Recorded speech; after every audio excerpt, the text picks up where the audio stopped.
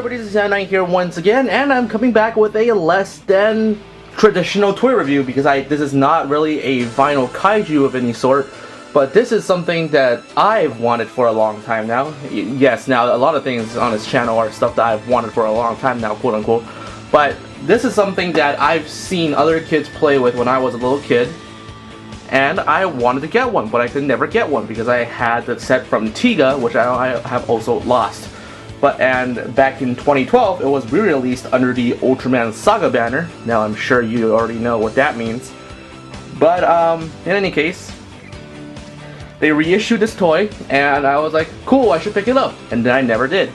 And now, 4 years later, I finally made up my mind, and I picked it up off of Mandarake for a far cheaper price than what its original price was. Its original price was 2,500 yen, which is about $25, and I was able to snag this thing for 10 bucks.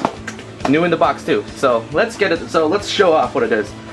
It's the Popynica / Bandai Chogokin Super Guts Mechanics Guts Ego Alpha, the reissue version from Ultraman Saga. Now, Saga wasn't a really good movie at all, but this is definitely a great toy, and I'm happy that they brought it back. So without further ado, let's get the box open. Before we open the box, let's take a look at what the box actually looks like. So on the front, we have a nice picture with Gatsu Iguru Alpha Hashin, or launch, or Gutsigo Alpha launching, with the actual picture of the toy right here, because you can tell with the glittery stickers that they used. That's going to be a problem that I'm going to get into a little later. We have Dyna on the side. Super Guts Mechanics, Gatsu Iguru Arufago, and Bandai. Rotating to the side, we have basically a side shot of the Gutsigo Alpha with a little bit of description in Japanese. I'm not gonna attempt to read this out loud, mainly because my Japanese sucks, as you know, I demonstrated in my Geranda review, or Geranda review, my Japanese is terrible, even though I understand what they're saying. So basically, what they're saying is that this is Super Guts' fastest machine, which of course is a lie by this point in the story, because this is after Asuka leaves, and right before he leaves, we found the what's his name, the Guts Ego Alpha Superior right here. So this is actually the fastest. So yeah, the description goes through itself. But in any case, it can combine with the other two Guts Eagles to become the Guts Eagle. Unfortunately, those two were not re-released. The Beta and the Gamma were not re-released for this year. And finally, it says that Asuka Shin and Daigo Nozomu were the pilots for this machine, and screw Daigo. So yeah. Or not Daigo, what the hell? Taiga, there we go. Taiga, screw Taiga. Guts Ego Alpha, misspelled on the side of the box in English. On the top of the box, it's just Dyna again. I don't have the original package to compare with for this review because I never bought the original, which is kind of sad. On this side, it just has Dyna with Guts Ego Alpha on there. On the bottom, it's the same image as on the top, except it's got a darker gradient to it. And again, you have Guts Ego Alpha misspelled in English. On the back, we have some of the toy safety information. We have the sticker guide. Yes, there are stickers that come with it. It comes with a set of seals, and it comes with and it tells you what the gimmick of this toy is, which is actually misleading, because this is actually an incorrect gimmick. And on the bottom we have the price, 2,500, as this is the same way they label Gundam stuff. So if you've ever bought a Gunpla before, consider it, you would know what's going on. So two sides of the box are taped, so let's just open up the box and take out the contents. Right here we have a survey that's already expired. I did the survey when I got my Neo Geo Mos, so that's good enough. On the other side of the tab, we have the website for the Ultra Toy Park, which is actually no longer updated. So that's kind of sad, actually. It's been replaced by the Ultraman Ginga homepage, followed by the Ultraman X homepage, because the Ultra Monster series is officially over. were replaced. So inside the box you have this plastic shell with the actual thing inside. Of course I already applied the stickers beforehand. And you have a sheet of stickers. Now these stickers are not very expertly cut. It's kind of shoddy as to how they cut it, but it's whatever. Getting all this packaging crap out of the way, you can just open up the plastic seal or the plastic bubble, because there's nothing really in there that's preventing it from opening during shipment other than the box itself. It's not tape or anything. And there we go. We have the actual toy itself. Taking a look at the toy itself, it actually looks fairly great. This thing, it's almost cast entirely at die cast. The top of the shell, it's really the big part of die cast. The cockpit is obviously molded in plastic. This trigger hatch is molded in plastic. The fins, the other fins, and the bottom are all molded in plastic. So actually I lied, it's not really all 100% die cast or anything. But the wheels are absolutely die cast, and the screws are metal with a black coat of paint. The entire ship looks great on its own, but there are a few major issues I need to point out that's been inherent with this design ever since its creation back in 1997. Now, the first big problem is how glossy these seals are. Now, Bandai had a problem of delivering very, very glossy and metallic seals for their toys back in the 90s, and unfortunately, the Guts Eagle Alpha does not escape from this trend, even though this is a reissue. These stickers are glossy and they contrast very violently with the rather dull look of the rest of the plane, which is actually more show accurate. So it's actually really annoying that these seals stand out and glitter so much. Furthermore, some of these seals are downright bad with some of their placement. For example, the GE Alpha stickers on both sides of the ship are not very clearly indicated. There's no scope work on here to indicate where these are supposed to go. So you're actually completely freaking screwed by doing this.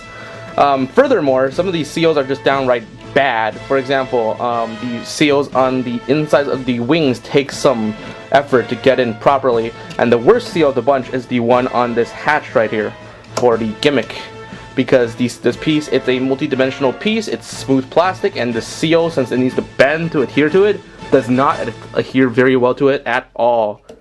And finally, with the last bit of critique to the design itself, it's the problem that this hatch has a noticeable handle sticking out of it, which is really distracting and really breaks away from the classic look of the toy. Getting all that out of the way, let's get on to some of its features. One of the main feature is the fact that the wings on the back here can fold up for the jet to be seen in its standard mode, where it's just flying by itself. And when you fold it down, it is able to dock with the Guts Eagle Beta. Now, the Beta is obviously the best of the set because it comes with the most amount of stuff, but unfortunately, it was not reissued for 2012, so we're not getting that. The only other gimmick that the Guts Eagle Alpha comes with is the flip-out hatch, which has a button on the inside, and by pressing it, you eject the cockpit rather forcefully. Unfortunately, that serves to be kind of a problem, because this is not actually how the pilot ejects in the show, at least. In the show itself, the pilot actually ejects out of the top right here, and it's only the seat that pops out, not the entire cockpit. So that renders this the only play feature on this little aircraft thing entirely pointless. And now let's get on to the size comparison. Now, the SGM series is actually a very kind of exclusive series where none of the toys actually interact with anything else in the main franchise line. So the only thing I really have to compare with it in the proper scale is the Guts Eagle Alpha Superior that I purchased a long time ago. Now, this is a really worn down copy, so I might have to replace it, but $10, what did I get? And of course, they don't look too bad next to each other. They really do kind of represent kind of a lineage between the Super Guts evolution of machinery. Now, I'm not a big fan of how the Superior looks. It looks like a incomplete jet beetle because of the open hatch on the back where it's supposed to dock with the Guts Eagle Beta. So I actually prefer the Alpha's design. For a sizing that you would more likely recognize from anything that I own, we're gonna try out the Bandai Artron. Yes, I finally got one, and not the crappy theater exclusive one, the legitimate mass-produced version.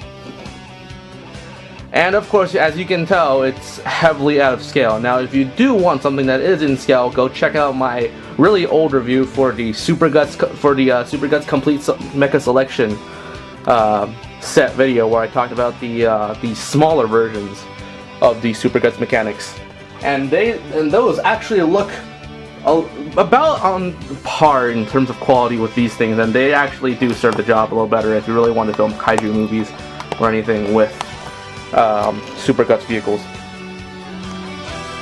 So in the end, despite my very high amount of hype that I had for this toy, I really can't give it any more than a 3 out of 5. It's kind of sad, really. This is an opportunity from Bandai to really like revamp this old design and make it better, and fix all the problems that the original had. But the problem is they didn't fix any of it, and they just reissued, and they just pumped it out the door after digging up the mold from wherever they dug it up from. The stickers are not all that great. The play gimmick is wasted, and overall it's just kind of a disappointment.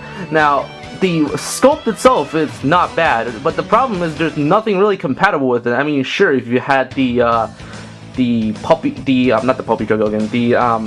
Popynica Guts things that they released during Tiga's timeline, with things like the Guts Eagle and the Guts Wing and the Guts Wing 2, and as well as the Peepar and the Dolphin 102, and all those. If you had those, they would go together very well because it's part of the same kind of lineage. But the problem is, this is not a lineage that they continued very far. The Showa Ultras never got anything like this, and neither did anything past Gaia, if I remember correctly. Which means that it's kind of a dead line that you're trying to collect for, and there's not enough in it to really justify anything. If you can find this toy for about like $15 or below, pick it up. It's not a bad toy if you really like Dyna and you really like your mechanics. But the problem is, if you're not a diehard fan of Dyna, or if you're not a diehard fan of the Tiga timeline, and you don't really care for large, incorrectly sized versions of their respective fighter jets, this is definitely not something for you. Unless you of course have remnants of, like, say, the Guts Eagle Beta or the Guts Eagle Gamma, and then you can connect them all together, and it'll be kind of cool. But the problem is, if you don't have that, again, it's really pointless. So that's about it. I can't really recommend this thing to a lot of people. So yeah, the final score is again a 3 out of 5. This is Yana, and I will see you guys next time.